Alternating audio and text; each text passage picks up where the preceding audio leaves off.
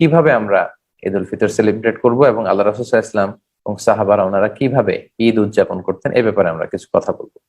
সর্বপ্রথম যে ব্যাপারটি আমি বলবো যে যেহেতু আগামীকাল আমরা ঈদ উদযাপন করতে যাচ্ছি এবং বাংলাদেশে পরশুদিন আমাদের যাদের সদাকাতুল ফিতর বাকি আছে এই সদাকাতুল ফিতরটা আমাদের আদায় করে দিতে হবে। এটা কেন আদায় করতে হয়? এটাকে রাসূল সাল্লাল্লাহু আলাইহি ওয়াসাল্লাম আমাদের জন্য ফরজ করেছেন বা ওয়াজিব করেছেন। এর কারণ হচ্ছে আল্লাহর হাবিব সাল্লাল্লাহু আলাইহি ওয়াসাল্লাম বলেছেন যে দুইটা এখানে রিজন আছে বা সিগনিফিকেন্স আছে এই সাদাকাতুল ফিতরের। এক হচ্ছে তুহরাতান লিস-সাইমি মিনাল লাগবি ওয়ার রাফাস, অর্থাৎ রোজা রাখতে যে আমরা হয়তো কিছু ভুল ত্রুটি করে ফেলেছি, এই ভুল ত্রুটিগুলো থেকে আল্লাহ তাআলা যেন আমাদেরকে ত্রুটি মুক্ত করেন কিংবা আমাদেরকে পিউরিফিকেশনের জন্য এই সাদাকাতুল ফিতরকে ওয়াজিব করে দেওয়া হয়েছে। এই সাদাকাতুল ফিতর যদি আমরা দেই তাহলে যে ভুল ত্রুটিগুলো হলো এগুলো আল্লাহ মাফ করে দিয়ে পুরো সিয়ামকে আল্লাহ তাআলা কবুল করে নেবেন।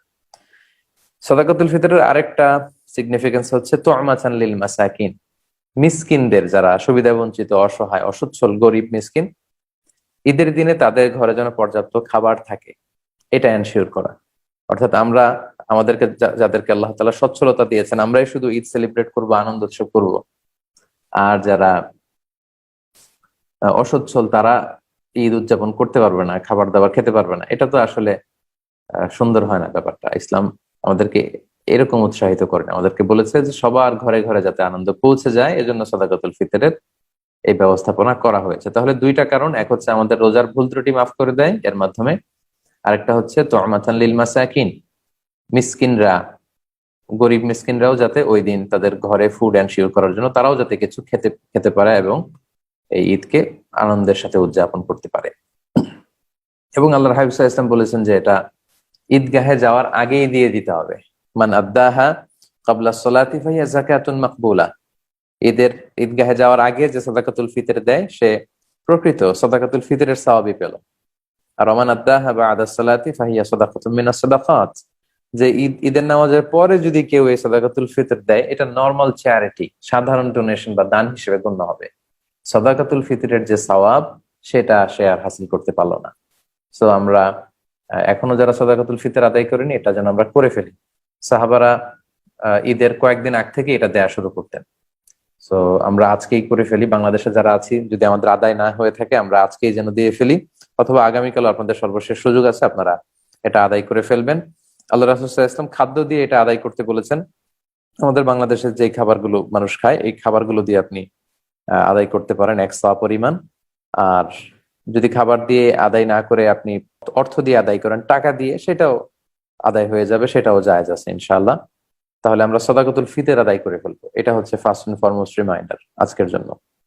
এবং ঈদ উল ফিতরের সালাত কিছুটা দেরি করে পড়া মুস্তাহাব স্কলাররা বলেছেন, কারণ আর ঈদুল আজহার সালাত তাড়াতাড়ি পড়া হচ্ছে মুস্তাহাব, কারণ ঈদুল আজহার দিন ঈদের নামাজের পরও বড় একটা ওয়াজিব কাজ আছে, সেটা হচ্ছে কুরবানি। সো ঈদুল আজহা আগে আগে পড়তে হয়, আর ঈদুল ফিতর একটু দেরি করে পড়া মুস্তাহাব, কারণ হচ্ছে যাতে বেশি সংখ্যক লোক যাদের সাদাকাতুল ফিতর বাকি আছে তারা সেগুলো আদায় করে যেন ঈদগাহে আসতে পারে, এজন্য ঈদুল ফিতরের সালাত কিছুটা বিলম্ব করে পড়া মুস্তাহাব। আরেকটি বিষয় হচ্ছে আজকে আমরা যারা 30তম সিয়াম পালন শেষ করব, আজকে আমরা মাগরিবের সালাতের পরপরই আল্লাহর বড়ত্বের ঘোষণা দিব, যেটাকে আমরা আত-তাকবীর বলি। আত-তাকবীর, আমরা তাকবীর দেব, কারণ এবং এই তাকবীরটা আজকে মাগরিবের সালাতের পর থেকে আগামীকাল ঈদের নামাজের আগ পর্যন্ত।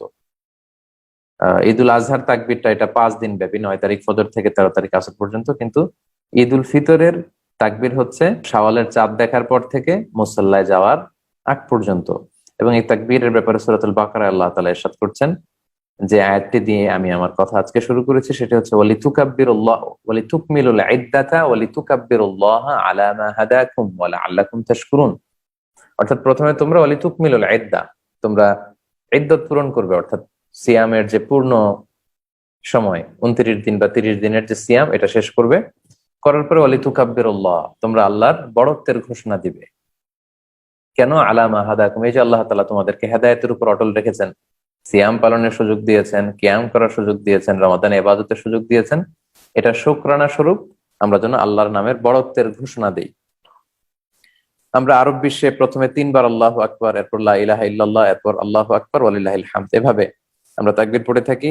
আরব বিশ্বে পড়েছি, মালয়েশিয়াতে এভাবে পড়ে, বাংলাদেশে 2 বার আল্লাহু আকবার তারপর লা ইলাহা ইল্লাল্লাহ, আবার দুইবার আল্লাহু আকবার, তারপর ওয়ালিল্লাহিল হামদ। এগুলো সবগুলোই সহিহ হাদিস দ্বারা প্রমাণিত। আপনারা যে কোনো একটা আহ তাকবীরের বাক্য পড়ার মধ্য দিয়ে আপনারা তাকবীর দিতে পারেন। মালয়েশিয়াতে এইভাবে তাকবীর পড়ে, আল্লাহু আকবার, আল্লাহু আকবার, আল্লাহু আকবার, লা ইলাহা ইল্লাল্লাহু, আল্লাহু আকবার, আল্লাহু আকবার, ওয়ালিল্লাহিল হামদ। খুব চমৎকার একটা মেলোডিতে তারা ঈদের সালাতের আগে ইমাম মুয়াজ্জিনরা সবাই মিলে পড়ে, পাশাপাশি মুসল্লিরাও সবাই পড়ে। খুব চমৎকার একটা ইবাদতের ভাব গাম্ভীর্যময় পরিবেশের মধ্যে তারা ঈদ সেলিব্রেট করে। তো এই তাকবীরটা যেন আজকে মাগরিবের সালাতের পর থেকে আমরা শাওয়ালের চাঁদ দেখার পরপরই যেন আমরা দেই। ঈদের সালাতের ক্ষেত্রে ঈদের দিন সকালবেলা গোসল করা হচ্ছে মুস্তাহাব। রাসূল সাল্লাল্লাহু আলাইহি ওয়াসাল্লাম গোসল করেছেন ঈদের দিন, এটা হাদিসে পাওয়া যায় না। তবে সালফে সালেহিনের পরবর্তী তাবে তাবিন তাবিরা ওনারা অনেকে এটা নিজেরা এটা প্র্যাকটিস করতেন, ওনারা গোসল করতেন। জুমার দিন গোসল করা সুন্নাহ এবং ঈদের দিন গোসল করাও এটা উত্তম। যদি আপনি গোসল করে ঈদের সালাতে অংশগ্রহণ করেন সেটা সুন্দর, এবং আমরা এটাতে অভ্যস্ত। মোটামুটি আমরা সবাই গোসল করেই তারপর ঈদের সালাতে যাই। তারপর লুবসু আহসানি সিয়াব, সুন্দর জামা কাপড় পরা। নতুন জামা যদি থাকে তাহলে সেটা ভালো, আর নতুন জামা যদি না থাকে তাহলে আগের যে জামাগুলো আছে সেগুলোই আমরা ধুয়ে আয়রন করে সুন্দর একটা পোশাক পরে আমরা ঈদের সালাতে যাবো ইনশাআল্লাহ। ঈদের দিন পারফিউম দেয়া সুন্নাহ, আতর দেয়া সুন্নাহ। আল্লাহ রাসূল সাল্লাল্লাহু আলাইহি ওয়াসাল্লাম সবসময় আতর ব্যবহার করতেন, আমরা জানি। এবং তিনি বলতেন যে আরবাউন মিন সুনানিল মুরসালিন, চারটা সুন্নাত আছে যেগুলো সব নবীদের মধ্যে পাওয়া যায়। এর মধ্যে একটা হচ্ছে আল উতুর, এই আতর ব্যবহার করা, সুগন্ধি ব্যবহার করা। আল্লাহ রাসূল সাল্লাল্লাহু আলাইহি ওয়াসাল্লাম হাতের এইখানে সুগন্ধি ব্যবহার করতেন তালুতে, ফলে যার সাথে মুসাফা করতেন তাদের সবার সাথে বিষ্ণু নবী সাল্লাল্লাহু আলাইহি ওয়াসাল্লামের ব্যবহার করা হাতের সুগন্ধি চলে যেত। তিনি কপাল সিথি করে মাঝখানে আতর ঢেলে দিতেন, সাহাবারা বলতেন যে আতর বেয়ে বেয়ে পড়ছে, আমরা দেখতাম। তিনি যেখানে সিজদা দিতেন সেখানে আতরের ঘ্রাণ লেগে থাকতো। রাসূল সাল্লাল্লাহু আলাইহি ওয়াসাল্লাম সুগন্ধি ব্যবহার করতেন। আমরা ঈদের দিন যাওয়ার আগে ঈদগাহে যাওয়ার আগে সুগন্ধি ব্যবহার করতে পারি। এরপর ঈদুল ফিতরের সালাতে যাওয়ার আগে, ঈদগাহে যাওয়ার আগে মিষ্টি মুখ করে যাওয়া সুন্নাত। আল্লাহর হাবিব সাল্লাল্লাহু আলাইহি ওয়াসাল্লাম খেজুর খেয়ে যেতেন বেজোড় সংখ্যক, 1, 3, 5, 7 এরকম। তিনি খেজুর খেয়ে তারপরে ঈদগাহে যেতেন। আর ঈদুল আজহার দিন রাসূল সাল্লাল্লাহু আলাইহি ওয়াসাল্লাম ঈদগাহে যাওয়ার আগে, সালাতের আগে কিছু খেতেন না, বরং ঈদের সালাতের পরপরই তিনি কুরবানি করতেন এবং কুরবানির গোশত দিয়েই তিনি সেদিন ওনার প্রথম খাবারটা, ফুডটা বা মিলটা তিনি নিতেন। তো আগামীকাল আমরা চাইলে ঈদগাহে যারা যাব বাংলাদেশ, তার পরের দিন আপনারা খেজুর যদি বাসায় থাকে 1, 3, 5, 7 বেজোড় সংখ্যক খেজুর খেয়ে ঈদগাহে আপনারা যেতে পারেন। খেজুর না থাকলে পায়েস, ফিন্নি, যে কোনো ধরনের মিষ্টান্ন আমরা খেয়ে তারপরে ঈদগাহে যাব। ঈদের সালাতের ক্ষেত্রে আরেকটা সুন্নাহ হচ্ছে এক পথ দিয়ে যাওয়া আরেক পথ দিয়ে ফিরে আসা, ইফ পসিবল, যদি এটার সম্ভাবনা সুযোগ যদি থাকে। এটার কারণ কি? কারণ অনেক মানুষের সাথে দেখা হবে, অনেক মানুষের সাথে শুভেচ্ছা বিনিময় হবে। তো এজন্য এটা যদি সুযোগ হয় এটা আমরা চাইলে করতে পারি। এরপর ঈদের দিন আল্লাহ রাসূল সাল্লাল্লাহু আলাইহি ওয়াসাল্লাম বাসার সবাইকে একসাথে মিলে ঈদগাহে যেতে উৎসাহিত করেছেন। ছোট বাচ্চা, স্ত্রীরা, এমনকি মেনস্ট্রুয়েশনাল পিরিয়ড চলছে যে বোনদের, তাদেরকেও যেন ঈদগাহে নিয়ে যাওয়া হয় তিনি কমান্ড করেছেন। এর কারণ কি? কারণ এটা হচ্ছে আমাদের একটা ফেস্টিভ্যাল, একটা রিলিজিয়াস ফেস্টিভ্যাল। এটা আমাদের the biggest festival of Muslim community. So আমরা ঈদ উৎসব করবো, আমাদের বোনেরা, আমাদের বাচ্চারা ঘরে থাকবে এমনটা না, সবাই মিলে যেন আমরা ঈদগাহে যাই। আরব বিশ্বে আমরা সেটাই দেখেছি, নারী পুরুষ সবাই মিলে ঈদগাহে এসে, মসজিদে এসে ঈদ উদযাপন করছে। মালয়েশিয়াতেও আমরা এটা দেখেছি। আমাদের বাংলাদেশেও জাতীয় মসজিদ বাইতুল মোকাররমেও নারীদের জন্য আলাদা নিচের ফ্লোরে ব্যবস্থাপনা আছে, ওনারা সেখানে আলাদা অজুখানা আছে, আলাদাভাবে আলাদা প্রবেশ পথ, সেখানে পড়তে পারেন। আমাদের জাতীয় যে ঈদগাহ, জাতীয় ঈদগাহ ময়দানেও বোনদের জন্য আলাদা ঈদের সালাত পড়ার ব্যবস্থাপনা আছে। তো তার মানে রাষ্ট্রীয় ভাবেও কিন্তু আমাদের নারীদের ঈদের সালাতের ব্যবস্থাপনা আছে। তো এক্ষেত্রে শর্ত হচ্ছে তাদের সেফটি, সিকিউরিটি, তাদের পর্দা, এই বিষয়গুলো এনশিওর করতে হবে। এগুলো যদি এনশিওর করা যায়, তাদের ঈদগাহে বা মসজিদে যাবে প্রবেশ পথ ভিন্ন, তাদের অজুখানা ভিন্ন, তাদের সেফটি, সিকিউরিটি, তাদের হেজাব, এগুলো যদি এনশিওর করা যায়, আমাদের অন্যান্য জেলাতেও আমরা আস্তে আস্তে চাইলে কিন্তু এটা পালন করতে পারি, যাতে করে মেয়েদের অংশে মেয়েরা সালাত পড়লো। এবং এটা গুরুত্বপূর্ণ এজন্য কারণ ইমাম সাহেব ঈদের খুতবায় উম্মার বিভিন্ন ক্রাইসিস নিয়ে, বিভিন্ন সামর্থ্য, সম্ভাবনা, এগুলো নিয়ে কথা বলবে। এই যে রিসেন্ট টাইমে আমরা দেখতে পাচ্ছি ফিলিস্তিনে খুব ন্যাক্কারজনক ভাবে ইসরায়েলি হামলা হচ্ছে। তো অবশ্যই এটা যেহেতু রিসেন্ট ঘটনা, ঈদের খুতবা এটা নিয়ে কথা বলা উচিত। আমাদের পুরো বছর ব্যাপী বিভিন্ন বিষয় নিয়ে গাইড করবেন, আমাদেরকে বিভিন্ন বিষয় নাসিহত করবেন। তো এটা শুধু আমরা পুরুষরা শুনবো, আমাদের বোনেরা শুনবে না, নারীরা এত বড় সেলিব্রেশনকে মিস করবে, এটা আসলে ইসলাম চায় না। সো তাদের সেফটি, সিকিউরিটি, নিরাপত্তা, ফিতনার আশঙ্কা যদি না থাকে, আমরা কিন্তু আমাদের বোনদেরকে নিয়েও যেখানে ব্যবস্থাপনা আছে আমরা একসাথে আনন্দের সাথে ঈদ উদযাপন করতে পারি।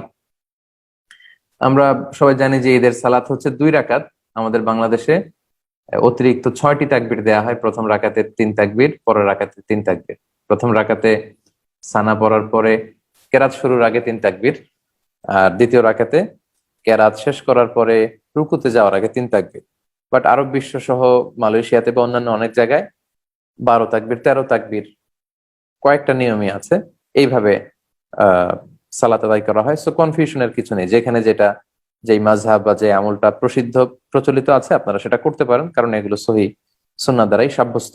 মালয়েশিয়াতে শাফি মাযহাবের অনুসারী, ফলে 12 তাকবীরের ঈদের সালাত হয়। প্রথম রাকাতে দেখা যায় যে 7 তাকবীর, পরের রাকাতে 5 তাকবীর। আর হাম্বলি আর মালিকি মাযহাবে ওনারা 13 তাকবীরে পড়েন, প্রথম রাকাতে 7, পরের রাকাতে 6। সো এভাবে আমরা ঈদুল ফিতরের সালাত আমরা আদায় করব। এবং আল্লাহ রাসূল সাল্লাল্লাহু আলাইহি ওয়াসাল্লাম ঈদুল ফিতরের সালাতে হাদিসে এসেছে যে প্রথম রাকাতে সূরা আ'লা পড়তেন, সাব্বিহ ইসমা রাব্বিকাল আ'লা। দ্বিতীয় রাকাতে গাশিয়া পড়তেন, সূরাতুল গাশিয়া। আরেক বর্ণনা এসেছে প্রথম রাকাতে সূরা কাফ পড়তেন এবং দ্বিতীয় রাকাতে তিনি সূরাতুল কামার পড়তেন। এগুলো আবশ্যকীয় কিছু না, যেহেতু হাদিস আমরা পাই। আমাদের প্রিয় নবী সাল্লাল্লাহু আলাইহি ওয়াসাল্লাম তিনি এভাবে ঈদের সালাত পড়তেন, আমরা চাইলে এই সূরাগুলো দিয়ে পড়তে পারি। ঈদের সালাতের পরে আরেকটা যে ব্যাপার রয়েছে সেটা হচ্ছে ঈদের খুতবা। এটা ঈদের খুতবা দেয়া সুন্নাহ। এবং একটু আগে আমি বলেছি যে একজন ট্রু খতিব, ভালো খতিব, একজন যোগ্য খতিব, তার কাজ হচ্ছে পুরা মুসলিম উম্মার সমস্যার সম্ভাবনা নিয়ে উম্মাকে ইনস্ট্রাক্ট করা, গাইড করা। তো এই খুতবাগুলো ওই রকমই হওয়া উচিত। এবং এই খুতবা শোনা সুন্নাহ, আমরা যেন মনোযোগ দিয়ে খুতবাগুলো শুনি। এবং খুতবার পরে আমাদের ঈদুল ফিতরের সালাতের যে আনুষ্ঠানিকতা, এটা শেষ হয়ে যায়। এরপর আমরা শুভেচ্ছা বিনিময় করতে পারি।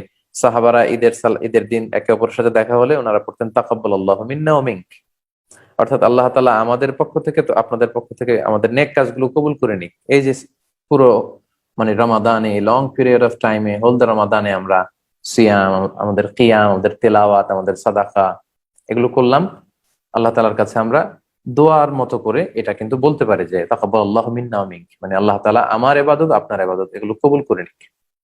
এটা ছাড়াও সুন্দর, সৌজন্যমূলক যে কোনো ভদ্র ভাষার ডিসেন্ট কোনো ওয়ার্ড দিয়ে আমরা শুভেচ্ছা বিনিময় করতে পারি।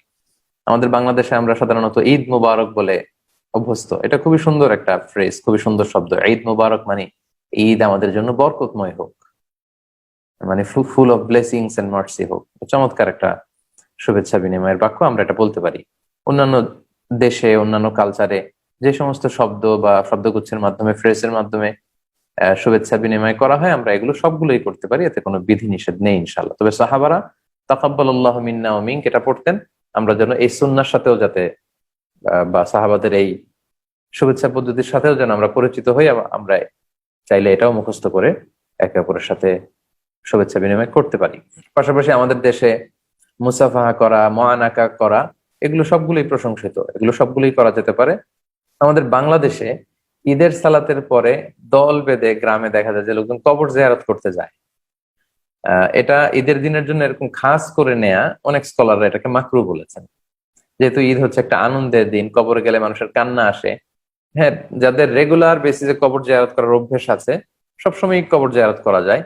কবর জিয়ারত করা সুন্নাহ, কবর জিয়ারত করা এটা একটা ইবাদত, এবং ইবাদত হতে হবে শরীয়তের দেখানো পন্থায়।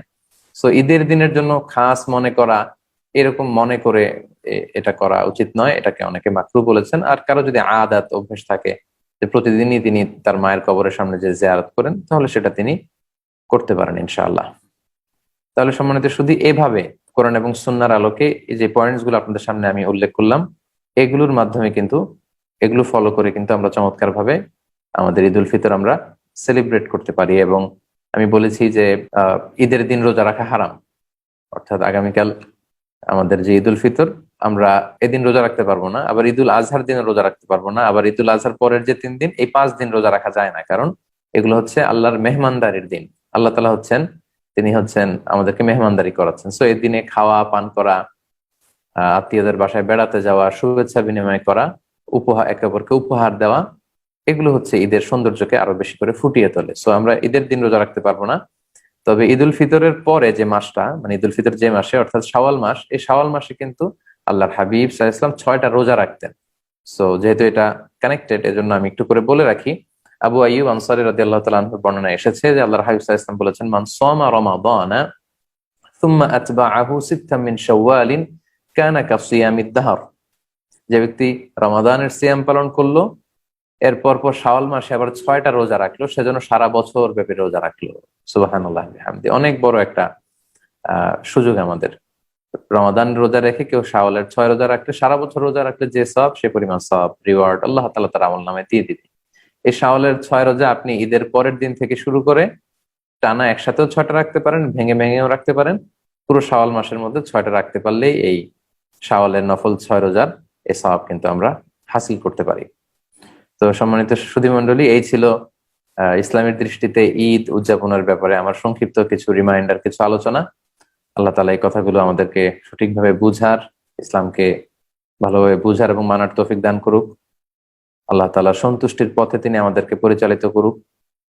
এই নতুন ঈদের চাঁদ যে উঠবে, এটা আমাদের জন্য শান্তি, কল্যাণ, রাহমা, বারাকা নিয়ে আসুক। যে প্যান্ডামিকের কারণে গোটা বিশ্ব আজকে আতঙ্কে ভুগছে, এই কোভিড ভাইরাসের যে আতঙ্ক, এটা থেকে আল্লাহ তাআলা আমাদেরকে হেফাজত করুক। আমাদের ফিলিস্তিনের ভাইরা নির্যাতিত, নিষ্পেষিত, আমরা ইফতারের পূর্বক্ষণে তাদের জন্য দোয়া করছি। আল্লাহ তাআলা আমাদের ভাইদেরকে হেফাজত করুক। এখানেই আজকের ঈদ উদযাপনের ব্যাপারে আলোচনা শেষ করছি। হাদা মা ইনদি ওয়াল ইলমু ইনদাল্লাহি আলাইহি তাওয়াক্কালতু ওয়া ইলাইহি উনীব। সুবহানাকাল্লাহুম্মা বিহামদিকা আশহাদু আল্লা ইলাহা ইল্লা আনতা আস্তাগফিরুকা ওয়া আতুবু ইলাইক। Be a part of our vision. Do listen and share the khair. Be with our official social media handle for latest updates.